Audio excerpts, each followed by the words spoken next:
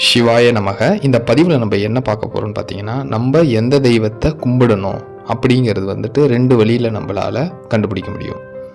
ஒன்று, ஜோசியக்காரங்க கிட்ட போயிட்டு இந்த ஜாதகத்துக்கு, இந்த நட்சத்திரத்துக்கு, இந்த ராசிக்கு எந்த சாமியை கும்பிடணும் அப்படிங்கிறது ஒரு பக்கம். 2வது, அந்த கடவுளே வந்து நம்மக்கிட்ட வந்து பேசும், ஏதாவது ஒரு ரூபத்தில் வந்து பேசும். கண்டிப்பாக அது உண்மைங்க.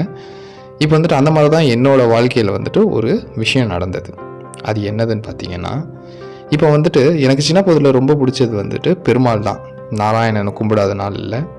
அதே போல் வந்து பார்த்திங்கன்னா, சிவன் மேலே எனக்கு பற்று கிடையாது. அந்தளவுக்கு நான் சிவன் கோயிலுக்கு போக மாட்டேன். ஆனால் எனக்கு ஒரு கிரிட்டிக்கலான ஒரு சூழ்நிலைன்ற எல்லாரோட வாழ்க்கையிலையுமே வரும். உடல் ரீதியாகவும் சரி, இல்லை பொருளாதார ரீதியாகவும் சரி, அந்த மாதிரி தான் ஒரு சூழ்நிலை எனக்கு வந்தது.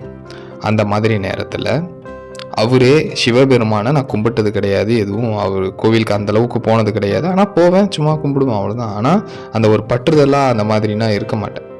ஆனால் அந்த மாதிரி ஒரு சூழ்நிலை இல்லாதக்குள்ளவே அவராக என் கனவுல வந்தார். சரி, ஒரு வாட்டி வந்தாங்க அப்படின்றக்குள்ளே பரவாயில்ல. ஒவ்வொரு முறையும் ஒரு வாரத்துக்கு ஒரு வாட்டி, இல்லைன்னா மாதத்துக்கு ஒரு 2 வாட்டி அப்படிங்கிற மாதிரி வருவார். எதையாவது ஒன்று சொல்லுவார். ஆனால் எனக்கு அந்த அளவுக்கு அதுக்கு புரிஞ்சிக்கிற அர்த்தம் தெரியாது. சில நேரத்தில் வந்துட்டு ஒரு பிக்சரைசேஷனாக நம்ம இப்போ எங்கேயாவது போயிட்டுருக்கோன்னு பார்த்தீங்கன்னா, அங்கே வந்து அவரோட பிம்பங்கள் தெரியும். இந்த மாதிரி தான் வந்து கடவுள் வந்து ஒவ்வொருத்தருக்கு அவங்களோட வாழ்க்கையில் வந்துட்டு ஒவ்வொரு மூலமாக வந்துட்டு அவர் நம்மளுக்கு பிரதிபலிப்பார். அதனால் வந்துட்டு நம்ம அதை வந்து கொஞ்சம் கவனமாக பார்த்தோன்னா நமக்கு அது புரிய வரும். இந்த மாதிரி தான் என்னோடய வாழ்க்கையில் வந்துட்டு சிவபெருமான் வந்து எனக்கு காட்சி கொடுத்தது. இந்த மாதிரி உங்களோட வாழ்க்கையிலையும் இந்த மாதிரி சுவாரஸ்யமாக ஏதாவது உண்மை சம்பவங்கள் இருந்துச்சுன்னா நீங்கள் கமெண்டில் பதிவிடலாம். சிவாய நமக.